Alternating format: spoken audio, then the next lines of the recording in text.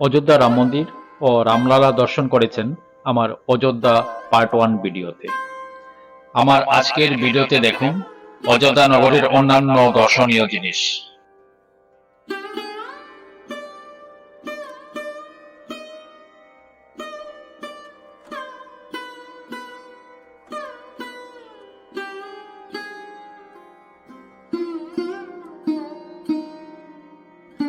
অযোধ্যা নগরীতে রাম মন্দির প্রতিষ্ঠার সঙ্গে সঙ্গে গোটা নগরী সেজে উঠেছে। পর্যটকদের আকর্ষিত করতে সেলফি পয়েন্ট তৈরি হয়েছে বিভিন্ন জায়গায়। কোথাও আমাদের প্রধানমন্ত্রী নরেন্দ্র মোদীর সঙ্গে, কোথাও শ্রী রামচন্দ্রের সঙ্গে, কোথাও আবার অযোধ্যা মন্দিরের সঙ্গে ফটো ওঠার সুযোগ পাচ্ছেন।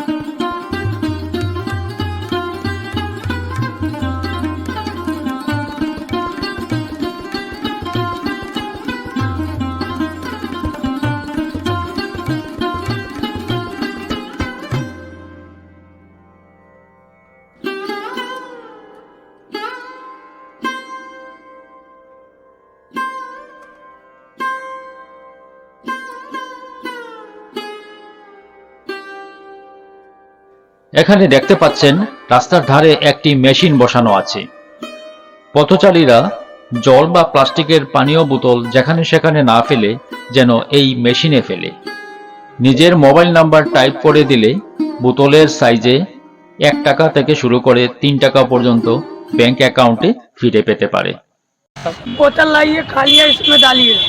डालने के बाद आप अपना मोबाइल नंबर डालिए। नंबर डालने के बाद मोबाइल पर आपका मैसेज जाएगा।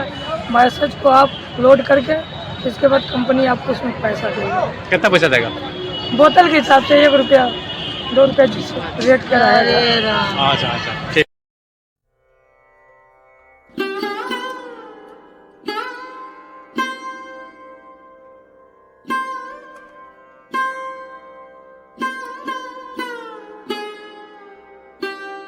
এই জায়গা হচ্ছে লতা মঙ্গেশকর চক। এখানে বিশাল আকারের আকাশচুম্বী মিনার রাখা আছে। পর্যটকদের জন্য এটি একটি ভালো ফটো বা সেলফি ওঠার জায়গা। আমরাও ফটো উঠলাম। আশেপাশে আরো অনেক কিছু দেখার আছে। শেষ পর্যন্ত শুধু আমার সঙ্গে থাকুন।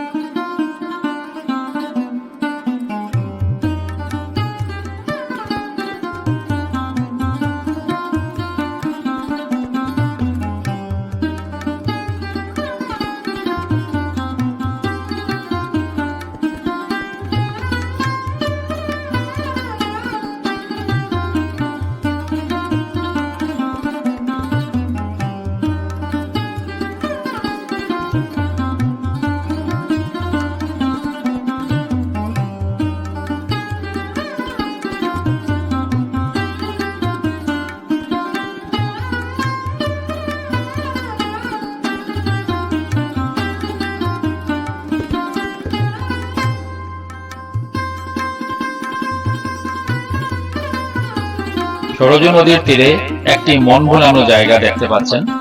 এখানে উটে চড়ার সুবিধা রয়েছে। আমার মেয়ের জন্য আমাকেও উটের পিঠে চড়তে হলো।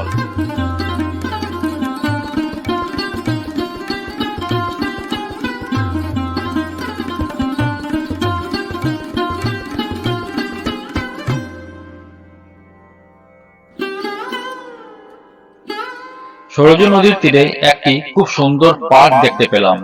পার্কটি তখনও জনতার জন্য খুলে দেওয়া হয়নি। যাই হোক, আমরা স্পেশাল পারমিশন পেয়ে গেলাম ভেতরে ঢোকার। চলুন ঘুরে দেখা যাক নতুন পার্কটি।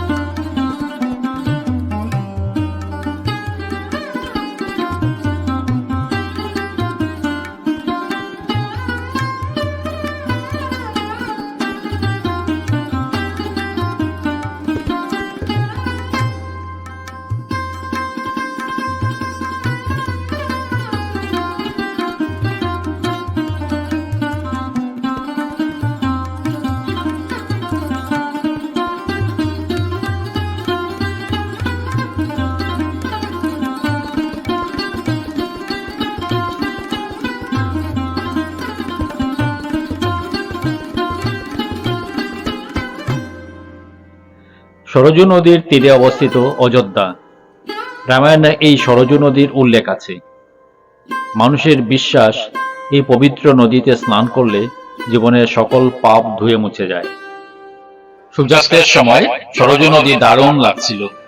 দর্শকবৃন্দ, আমার এই ভিডিওটি যদি ভালো লেগে থাকে তবে লাইক বাটনে ক্লিক করুন এবং কমেন্ট বক্সে আপনার মতামত জানান।